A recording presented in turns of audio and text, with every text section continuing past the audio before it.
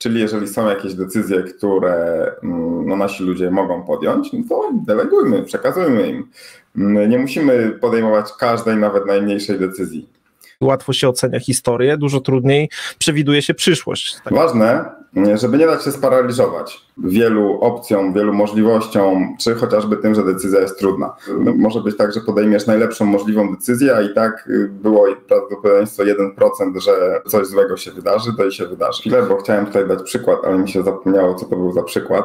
To się wytnie.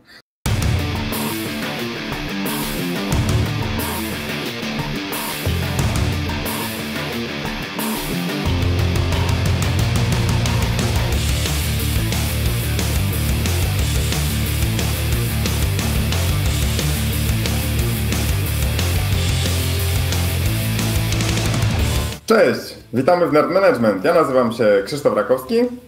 A ja Paweł Rykowski.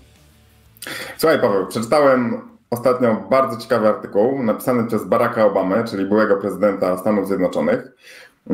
No można go lubić, politycznie zgadzać się albo nie, ale trzeba przyznać, że gościu miał łeb do tego, żeby zebrać ludzi razem, wspólnie i podejmować decyzje skutecznie.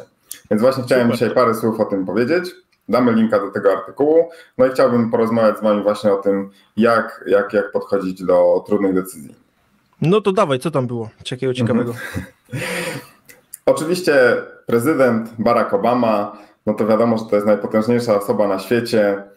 Decyzje, które podejmuje, są bardzo ciężkie i to nie są takie decyzje, jakie liderzy mają na co dzień, ale jednak mimo że nie jesteśmy prezydentami, no to często się zdarza, że podejmujemy ważne decyzje. Decyzje dotyczące projektów, decyzje dotyczące ludzi, decyzje, które dla nas osobiście są ciężkie.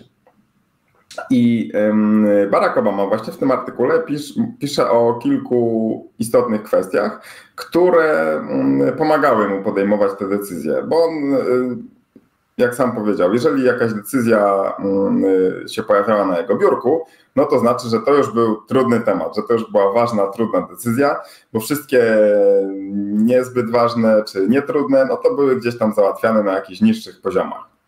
No oczywiście nie jesteśmy prezydentami, ale musimy pracować nad tym delegowaniem.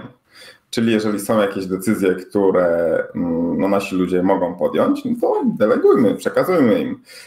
Nie musimy podejmować każdej, nawet najmniejszej decyzji. Znam takie zespoły, gdzie właśnie wszystkie decyzje podejmuje jakiś tam szef, szefa, jeszcze szefa, nawet jakieś drobne i one nie działają zbyt dobrze, bo to jest takie wąskie gardło, po pierwsze, a po drugie ci ludzie nie czują się, że mają taką siłę, taką możliwość właśnie podejmowania własnych decyzji i brania spraw w swoje ręce. Więc pierwsza rzecz to jest delegacja, czyli pierwsza zasada podejmowania decyzji. Nie wszystkie decyzje ty musisz podejmować. Druga kwestia, na którą Barack Obama zwrócił uwagę, to że nawet jeżeli miał jakieś ważne decyzje do podjęcia i tam przy stole siedzieli jacyś generałowie, jacyś super ważni sekretarze stanu i inni ważniacy, to on pytał o opinię nie tylko ich, ale pytał również jakichś tam podrzędnych podsekretarzy, czy jakichś w ogóle juniorów stojących gdzieś tam z tyłu w kącie. No zakładając, że skoro już się pojawili i skoro ci wszyscy ważniacy przyprowadzili tych ludzi, którzy mieli pomóc w podjęciu decyzji, no to jakaś jest przyczyna, że oni tam są i coś wiedzą. Tak czasami jak na filmach się zdarza, że gdzieś tam prezydent podejmuje decyzję, są jacyś ważniacy i gdzieś tam jakiś naukowiec z tyłu, z 5. rzędu mówi, że nie, musimy tam obcych pokonać w jakiś konkretny sposób i się okazuje, że ma rację. I to jest właśnie ważne, żeby wysłuchać wszystkich, którzy mają albo mogą mieć coś do powiedzenia, nawet jeżeli to jest jakiś junior, na którego niektórzy patrzą z góry, żeby po prostu zebrać sobie ten jak najszerszy obszar, jak najszerszy zakres opinii, na podstawie których można podjąć decyzję. Kolejna rzecz to jest podejmowanie decyzji zgodnie ze swoimi własnymi przekonaniami. I o tym na pewno będziemy mieli odcinek. Paweł tutaj to podkreśla i to jest ważne. Musisz mieć własne wartości, własne przekonania. I na ich podstawie musisz podejmować decyzje.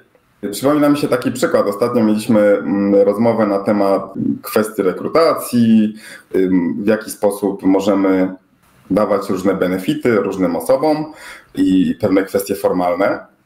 I wtedy bardzo szybko uciąłem dyskusję, bo się zaczęły piętrzyć jakieś problemy i powiedziałem, słuchajcie, jakie są nasze wartości?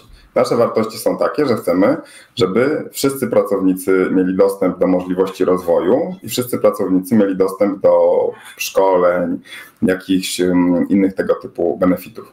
Więc decyzja, którą musimy podjąć, jakieś schematy, które zaprojektujemy, muszą po prostu uwzględniać te wartości. Koniec dyskusji. Więc to jest ważne, żeby jeżeli masz jakieś wartości i podejmujesz decyzję w zgodzie z nimi, no to bardzo, bardzo ułatwia. Ważne, żeby nie dać się sparaliżować wielu opcjom, wielu możliwościom, czy chociażby tym, że decyzja jest trudna. No po prostu czasem musisz podjąć tę decyzję i koniec, no trzeba to zrobić. Musisz pamiętać, że nie podejmiesz idealnej decyzji. To jest po prostu gra prawdopodobieństwa. Czasem się może być tak, że podejmiesz najlepszą możliwą decyzję, a i tak było prawdopodobieństwo 1%, że coś złego się wydarzy, to i się wydarzy.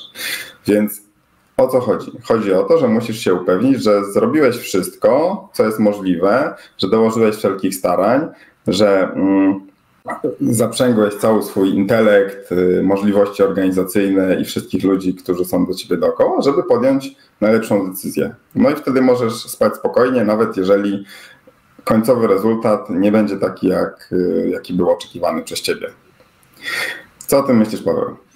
Ja myślę, że to jest super, bo zwłaszcza zaczynając od końca, no to wiecie, to jest tak jak na giełdzie, kiedy mamy słupki i patrzymy, jakie tu były super okazje, jakie tu były super możliwości, tylko że łatwo to się wszystko analizuje wstecz i łatwo się ocenia historię, dużo trudniej przewiduje się przyszłość, także tutaj podążanie właśnie za swoimi wartościami, za tym, że to jest spójne wewnętrznie z tym, co wy czujecie, co myślicie, ma to ręce i nogi, no to jest kluczowe.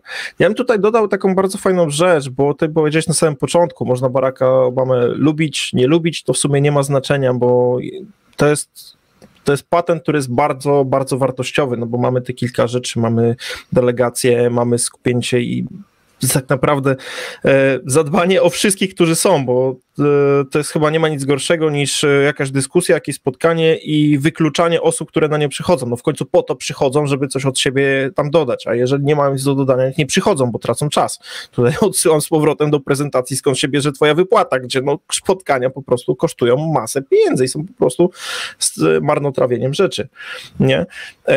Ale ważne jest to, że nawet jeżeli takiego człowieka jak Barack Obama czy ktokolwiek inny się nie lubi, warto jednak poświęcić jakiś czas na to, żeby właśnie od takich ludzi obserwować, co oni robią, nie? I nie oceniać tego z perspektywy teraz, bo podjął taką decyzję, to był głąb. Nie, spróbować wejść w jego buty i zastanowić się, co wy byście zrobili na jego miejscu, czy może techniki, które on używa, są dla was, może wam się przydadzą, może to będzie ktoś inny. I ja bym chciał wam polecić jeszcze 2 takie kanały, które też oczywiście podlinkujemy tutaj pod tym shortem, czyli pierwszy kanał to jest kanał Evana Carmichaela.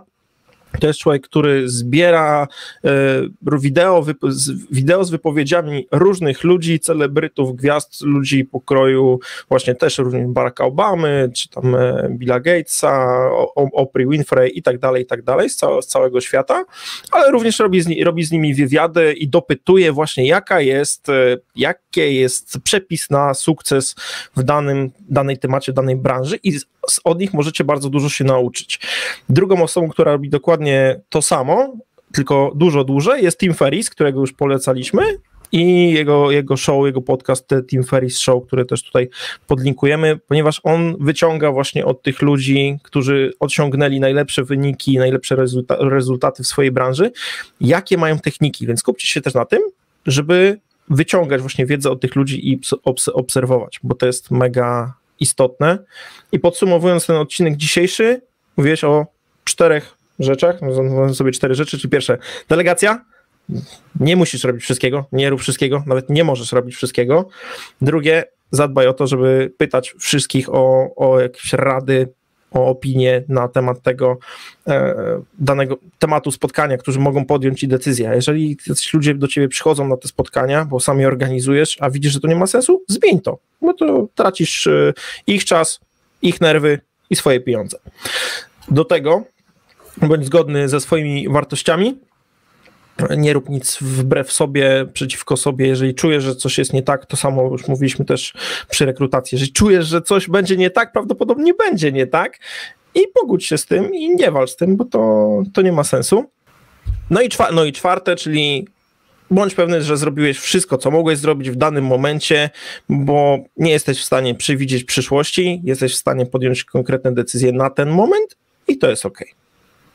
Ważne, żeby po prostu solidnie podejść do tej decyzji i mieć taką wewnętrzną pewność, że zrobiłeś wszystko, co możesz. Dokładnie tak.